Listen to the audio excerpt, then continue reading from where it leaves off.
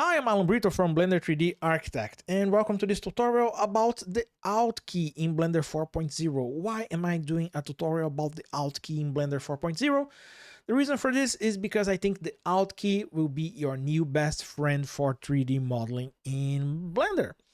Let me show you a quick example and you'll see the difference that it will make in your daily life, in your daily operations when you are trying to model or move something here in Blender.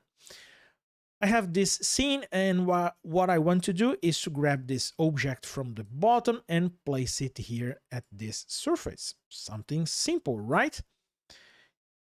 And for this, I will be using the snap base from Blender 4.0. I will enable the snap. I'll be using vertex and face. So I will move my view here.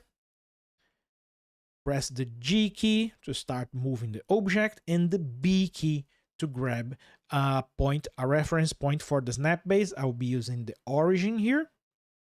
So if you are trying to do this in Blender 3.6, you will have a hard time trying to place this object here at this surface because you can't really see the surface.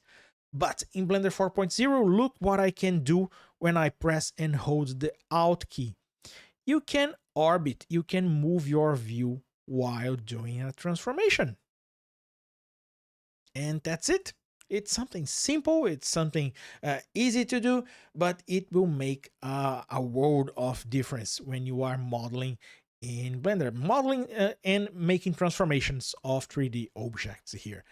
So this is a simple tutorial. I hope you like it. If you want to keep up with more tutorials, if you want to keep up with more content related to Blender and 3D softwares in general, please subscribe to the channel and I see you next time.